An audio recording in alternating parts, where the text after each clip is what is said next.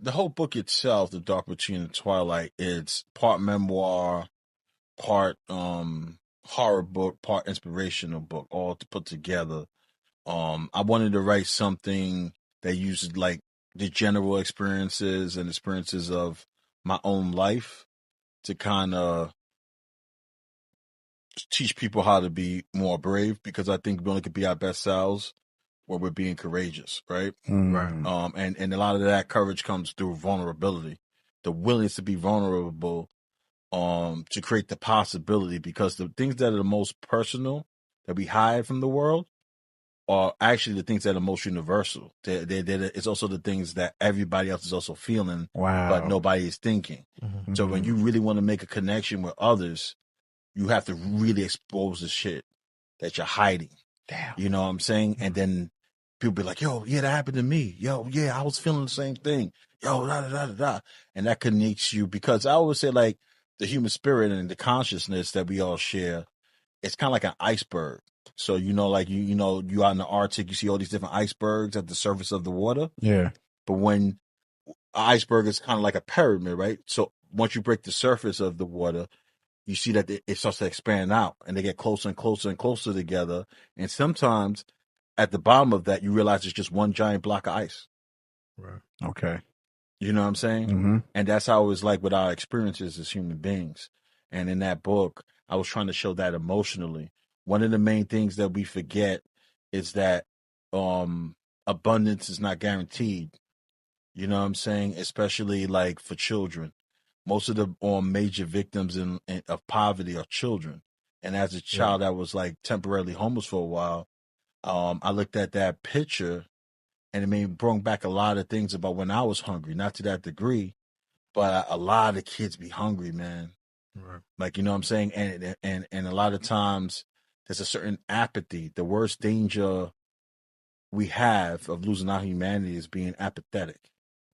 And I wanted to challenge your apathy with that poem by exposing the realities of suffering that these children be going through out in the world. I mean, you see that a lot now with things that's going on in certain regions of the world. Right. You know, like kid victims. You see it all over the world. Kids always suffer the most, man. Yeah. And one of the worst things, even for me, was that nobody thinks of.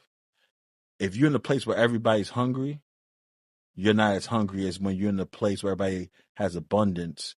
They're throwing food in the garbage, but they won't feed you. Right.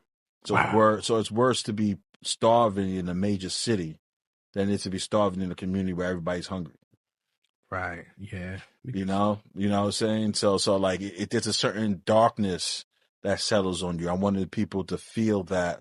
And when I was writing that, I wanted to convey empathetically the emotions of the child's mindset. Wow, that's when you're going and you're starving to death, Wow, that's interesting because, like, we're all from America, right? Yeah. And oftentimes, we say, "Yo, I'm starving." Yeah. And when you think about it, would you rather be starving in America or would you rather be starving in third world countries? So when you mentioned that, it really made me think like, I would rather starve while I'm in America because this is you get the most opportunity here. And not everybody around the world has that opportunity, man. So, damn, the balance between you and food over here is more artificial. It's more man-made. Mm-hmm. So it's actually more insidious over here. Okay. Because if you think about it, people are only hungry here because we want them to be hungry. Damn, that's real. That's what I would. It's real foul when you think about it. And it's not that. So I would say the worst thing in the world is not to be a killer, a rapist, anything like that. The worst thing in the world is to be weak. Yeah. Think about how we treat the weak. Yeah. Like we treat the weak horrifically. When you see a homeless man, think about how people treat him. He ain't do nothing to nobody. We treat him worse than the neighborhood killer that we know that got like 3 bodies that all look like him in the mirror. Yeah. You know what I'm trying to say? Mm-hmm. All his victims look exactly like him. Mm-hmm. You know what I'm saying? But we still cool with him. Oh, free him on our shirts, right? Right. Yeah, you're exposing this shit, bro. But real talk, you know what I'm saying? When we see a guy, because we're all just a few checks away from being that guy. Absolutely. And he's a reminder of that. And we don't like to be reminded of our own weakness. So we just want him to go away. And so we shun him. Yeah, we just want him to go away. Damn. We don't want to be reminded that this thing we celebrate, this system, doesn't work for everybody. Right. And it's also a crude reminder that you could be next. Yeah. Yeah.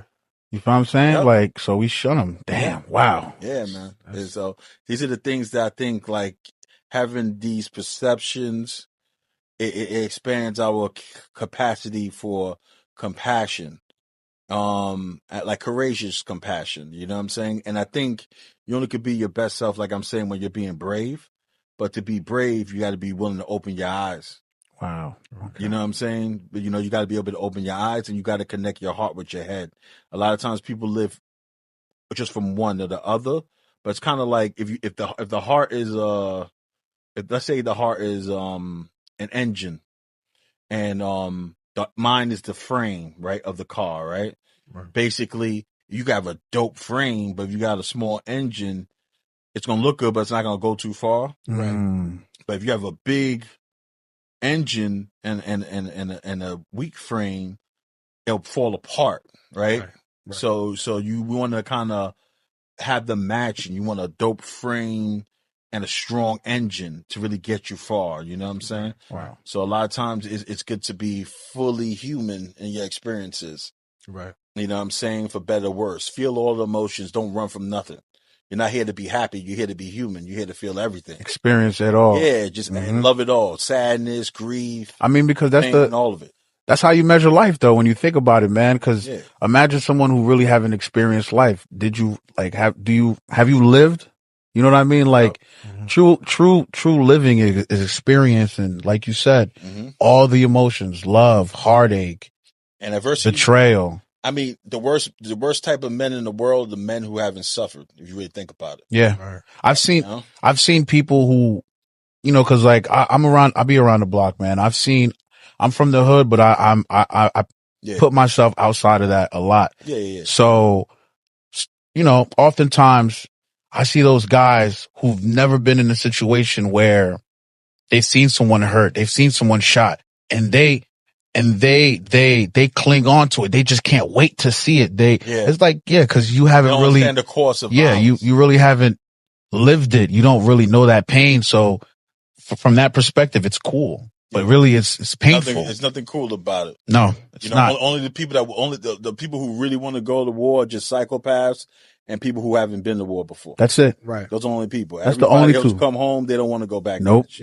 Cause it's real.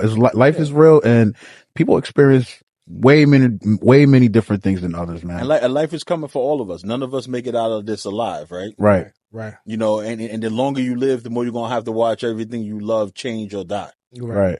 That's the reward for eating healthy. You're trying to get fit, eating healthy. You're gonna watch everybody you love die today. That's funny shit. That kind of reminds me of you guys are familiar with The Boys, right? Yeah. You guys remember when Soulja Boy was walking the streets? Mind you, he's from a different time. 1940s or something, right? Yeah, so he's watching two guys, black, white together. The men are carrying the children. It's like, whoa, what the did I miss? You know what I mean? Like, what is going on here? That was hilarious. Yeah. But it's crazy. I mean, it's just, like I said, it's good to look at everything. I think as writers and storytellers, we allow people to live in their illusions. We get to suffer on their behalf. Yeah. We get to suffer reality on their behalf, and then we package it, we filter it through our experiences, and then we give them back to it in a way that they can digest it for a while. Because we spend most of our life trying to run away from reality. Let's be honest. Yeah. Right, but as artists, we have to love reality. Ancestors, they stand with me. Sparrow and Desilees, the blood of reality.